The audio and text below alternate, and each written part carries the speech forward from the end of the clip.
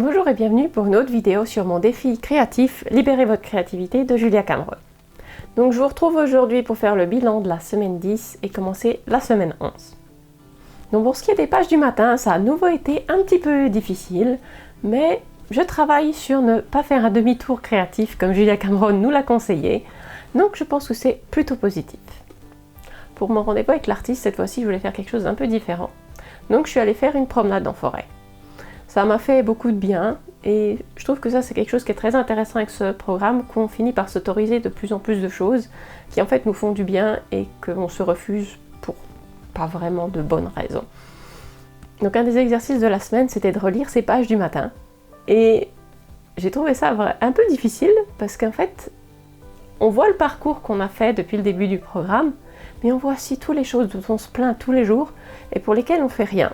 Donc je pense que c'est utile de les écrire. C'est moins agréable de les lire, mais je pense que les relire, ça se fait réfléchir sur pas mal de choses qui sont en train de tourner en boucle et pour lesquelles on ne fait pas grand-chose. Donc ça, je vais essayer de m'attaquer à ça.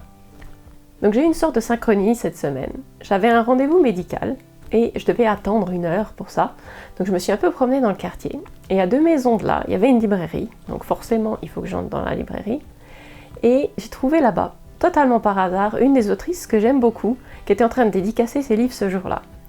Donc ça c'était un petit clin d'œil de l'univers, totalement par hasard, j'étais pas censée être dans cette ville, j'étais pas censée rentrer dans cette librairie, mais tout est arrivé quand même.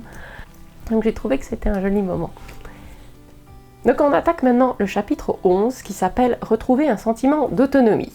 Donc c'est vrai qu'on s'est beaucoup appuyé sur Julia Cameron et sur le livre depuis le début du programme, et là elle est gentiment en train de nous laisser nous envoyer nous débrouiller tout seul.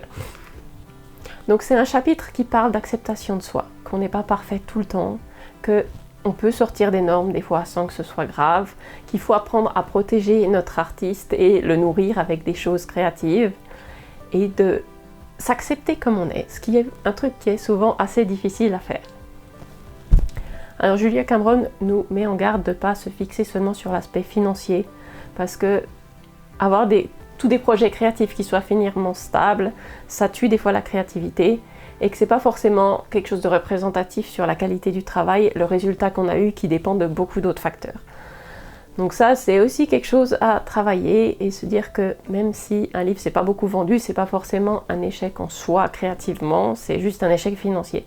Donc ça c'est une relativisation sur laquelle je vais travailler aussi cette semaine et qui est assez intéressante à faire, je pense. Donc dans ce chapitre, Julia Cameron, elle nous conseille d'aller faire du sport. Donc pour un livre sur la créativité, je trouvais ça assez étonnant qu'elle nous dise d'aller faire du sport. En fait, son principe, c'est que quand on marche, quand on fait du vélo, quand on nage, on sort de notre tâche où on est en train de réfléchir tout le temps qui peut nous bloquer. Et le fait d'être en mouvement, ça nous fait une sorte de méditation en mouvement qui va nous faire sortir des choses créatives et que finalement faire du sport, ça fait du bien pas seulement à notre corps, mais à notre créativité aussi. Donc je trouve ce concept très vrai et assez puissant. Après, il faut le mettre en pratique. Donc je vais tester ça cette semaine et je vous en dis plus la semaine prochaine.